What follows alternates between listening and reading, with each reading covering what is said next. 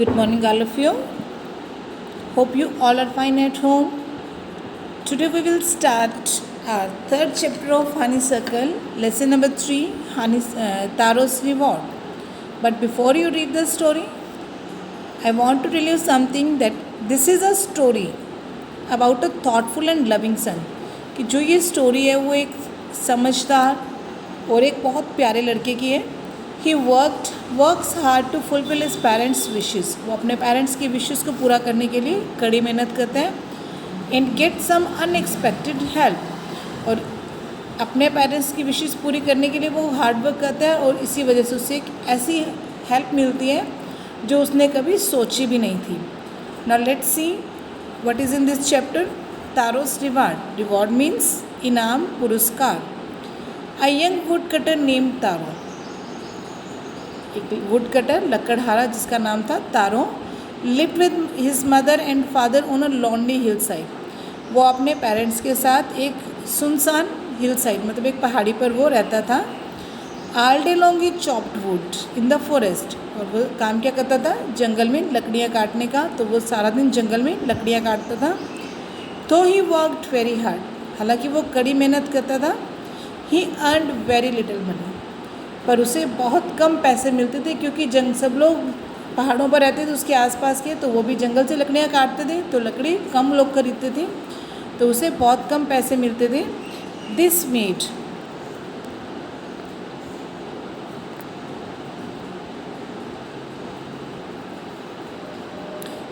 Him sad. मतलब इस बात से वो उदास था. For he was a thoughtful son and wanted to give his parents everything they needed. क्योंकि वो अपने पेरेंट्स को हर वो चीज़ देना चाहता था जो वो चाहते थे. पर अब उसके पास पैसे कम थे तो वो अपने पेरेंट्स की विशेष जो वो पूरी नहीं कर पा रहा था. One evening. एक शाम. When taro and his parents were sitting in a corner of their हट. जब तारो और उसके पेरेंट्स अपनी झोपड़ी के किनारे कॉर्नर में बैठे हुए थे. A strong wind began to blow. एकदम से तेज़ हवा चलनी शुरू हो गई. पहाड़ों पे हवा ठंडी ही होगी. इट विसल्ड थ्रू मतलब जैसे सीटी बजती है उस तरह की आवाज़ के साथ. Whistled through the cracks of the हट. वो झोपड़ी की जो दरारें थी, क्रैक्स होते दरारें, नैरो गैप्स. तो उसमें से हवा जो है वो झोपड़ी के अंदर जा रही थी. And everyone felt very cold. और सभी को ठंड लग रही थी. Suddenly Taro's father said. ठंड में अचानक से तारो के फादर ने कहा, आई विश, काश, I had a cup of sake. कि काश मेरे पास साके होता. It would warm me and do my old heart good. तो कहता कि काश मेरे पास एक कप साके होता तो ये मुझे गर्म भी कर देता और मेरा जो हार्ट है वो अच्छी तरह से काम करना शुरू कर देता. अब अपने फादर की ऐसी बात सुनकर this made taro sadder then ever. इस बात से जो तारो है वो और भी ज़्यादा परेशान हो गया. For the heart warming drink called sake was very expensive. क्योंकि जो हार्ट वार्मिंग ड्रिंक साके जो जिसकी बात उसके फादर कर रहे थे वो बहुत एक्सपेंसिव मीन्स कॉस्टली, महंगा था. How do I earn more money. मैं ज़्यादा पैसे कैसे कमा सकता हूँ. He asked himself. उसने अपने आप से पूछा. How do I get a little sake for my poor old father. मैं कैसे अपने फादर के लिए थोड़ा सा साके अरेंज कर सकता. He decided to work harder than before. उसने डिसाइड किया कि वो पहले से भी ज़्यादा मेहनत करेगा. अब उसके लिए उसने कुछ प्लान बनाया. Next morning. और अगली सुबह Taro jumped out of bed earlier than usual and made his way to the forest.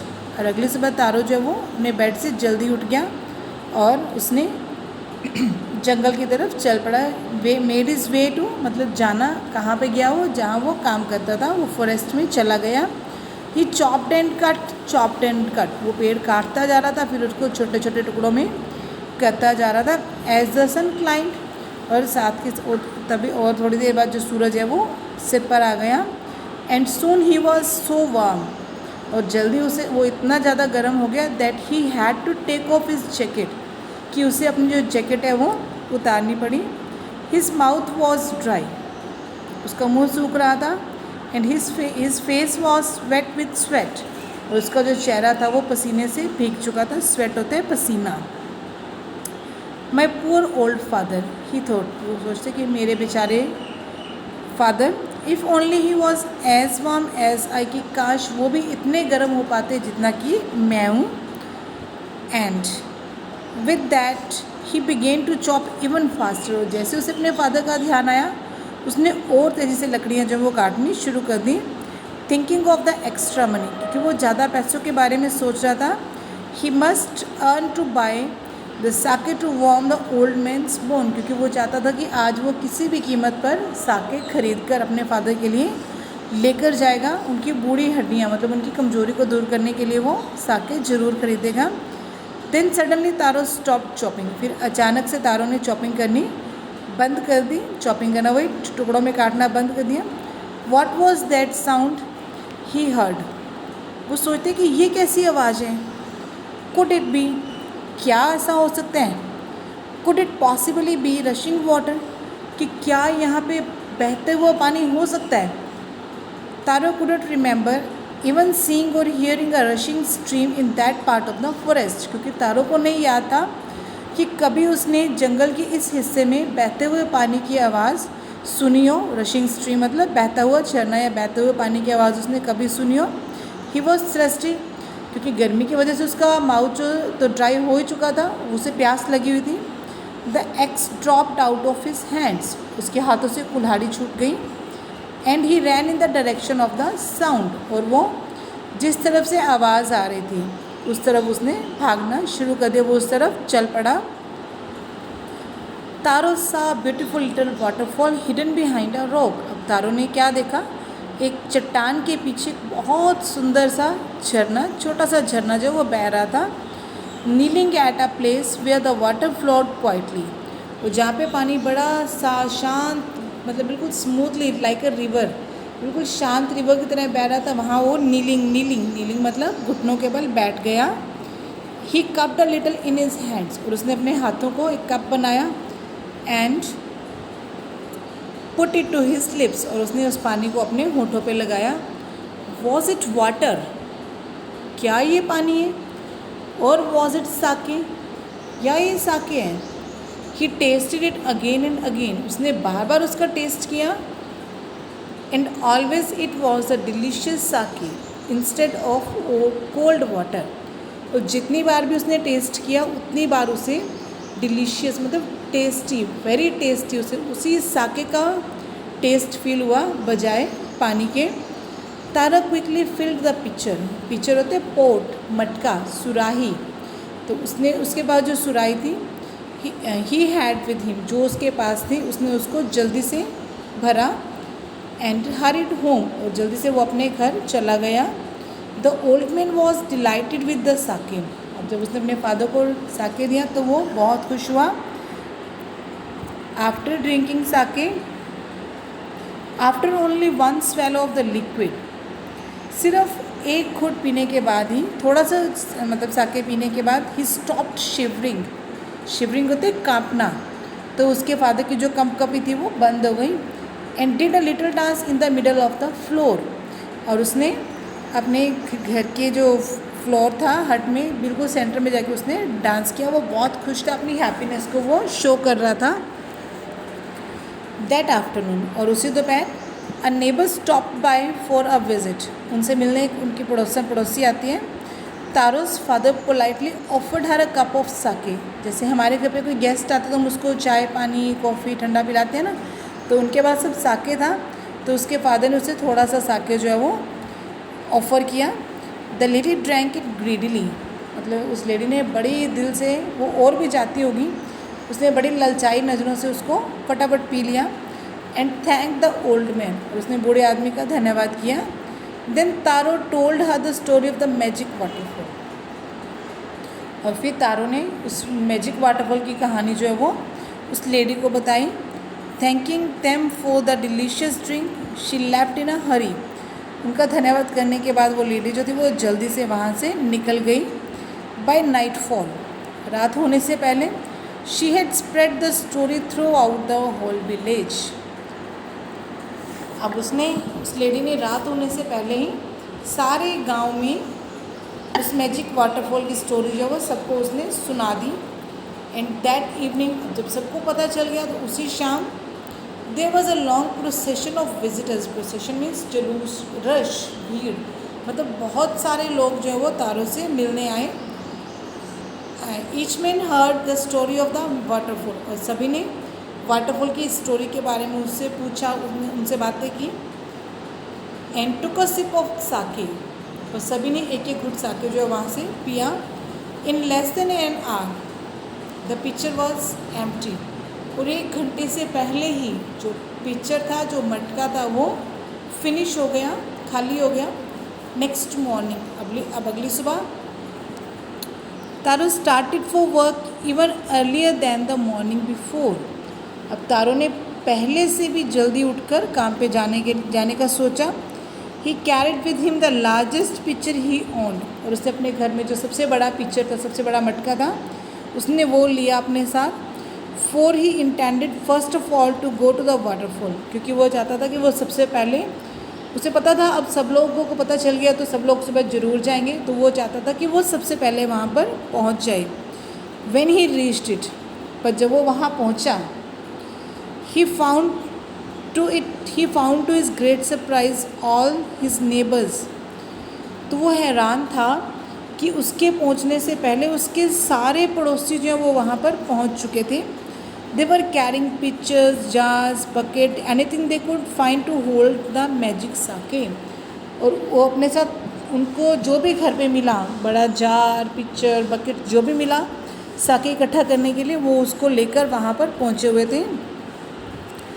Then one villager knelt and held his mouth under the waterfall to drink. फिर एक गांव वाला जो वो नीचे बैठा, घुटनों के ऊपर बैठ के उसने वो पानी को पीना चाहा. He drank again and again. उसने बार बार पानी पिया. And then shouted angrily. और फिर वो बहुत गुस्से में चिल्लाया. Water, nothing but water. पानी, सिर्फ पानी. Others also tried. दूसरों ने भी ट्राई किया. But there was no sake, only cold water. पर वहाँ पर सिर्फ पानी था, कोई साके नहीं था और कुछ भी नहीं था, सिर्फ पानी और पानी था. We have been tricked, shouted the villagers. अब गांव वालों ने कहा कि हमारे साथ तो धोखा हो गया. Where is तारो? कि तारो कहाँ है? Let us drown him in this waterfall. आओ उसे इसी झरने में डुबो देते हैं. अब देखो ये लोग आपस में, इतने सारा गांव खड़ा है पिक्चर के अंदर, देखो तो ये बीच में तारो को ढूंढ रहे हैं. But Taro had been wise enough. पर तारो जो है वो काफ़ी समझदार था. To slip behind a rock. इसलिए वो एक चट्टान के पीछे छिप गया. व्हेन ही सा हाउ थिंग्स वर गोइंग. जब उसने देखा ना कि लोग पी रहे हैं और पानी पानी कर रहे हैं, चिल्ला रहे हैं कि तारों का है, तारों का है, तो उसने अपनी जान बचाने के लिए वो एक चट्टान के पीछे जाके वो छिप गया. He was nowhere to be found. और अब वो किसी को भी नहीं मिल रहा था वहाँ पे, क्योंकि लोग तो उसी रश में ढूंढ रहे थे और वो चट्टान के पीछे छिप कर बैठा हुआ था. Muttering their anger and disappointment. Muttering means speaking unclearly, मतलब जब समझ ना, साफ ना बोल रहा हो तो वो गुस्से में बोल रहे थे और निराश होकर. डिसअपॉइंटमेंट मीन्स अपसेट और सैड, उदास और निराश होकर. The villagers left the place one by one. जो गांव वाले थे वो एक एक करके जो उस जगह को वो छोड़कर चले गए. Was taro came out from his hiding place. अब तारो जहाँ पे छिपा हुआ था वहाँ से वो बाहर आ जाते हैं. Was it true? क्या ये सच था? ही वॉन्डर्ड. वो हैरान था. Was the Sakya a dream?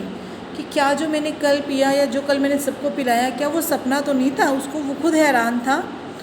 Once more he caught a little liquid in his hand. उसने चेक करने के लिए फिर से एक बार लिक्विड अपने हाथ में लिया. And put it to his lips.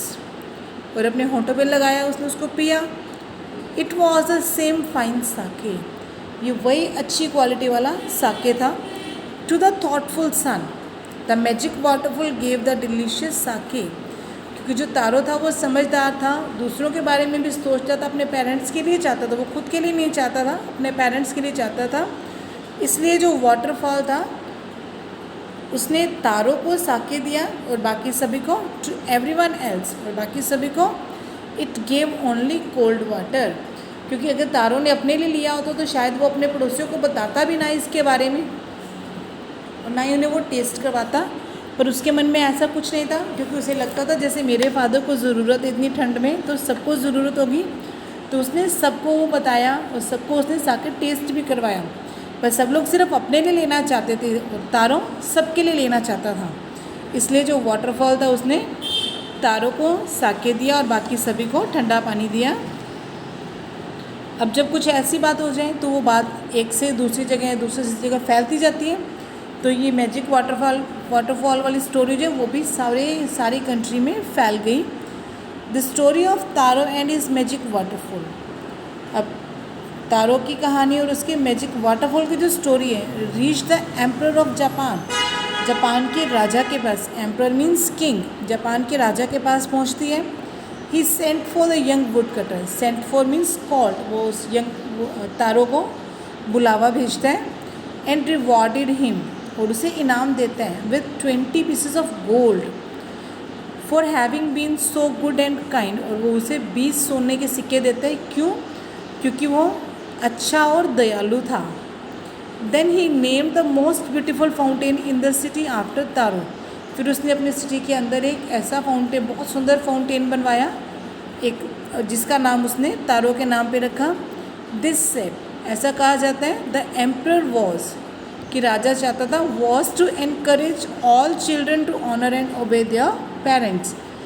ऐसा इसलिए कहा जाता है क्योंकि जो राजा था वो ये चाहता था, इसीलिए वो फाउंटेन बनवाया, ताकि उसकी कंट्री के बच्चे जो हैं वो उस फाउंटेन को देखें, वो आकर उसके बारे में पूछें, और जब वो पूछेंगे तो वो इंस्पायर होंगे, उनको एनकरेजमेंट मिलेगी, वो भी अपने पेरेंट्स की बात मानेंगे, उनकी रिस्पेक्ट करेंगे। इसलिए जो किंग था उसने अपने कंट्री के अंदर एक बहुत सुंदर झरना फाउंटेन बनवाया ताकि वो अपने बच्चों को इंस्पायर कर सके। So this one is all about the story. I hope you all have got the idea of this story that we have to honor and respect our parents, because if you honor and obey your parents, they will give you blessings and you will have definitely successful in your life. Okay, keep this word in mind that we have to respect our parents and obey and also obey them.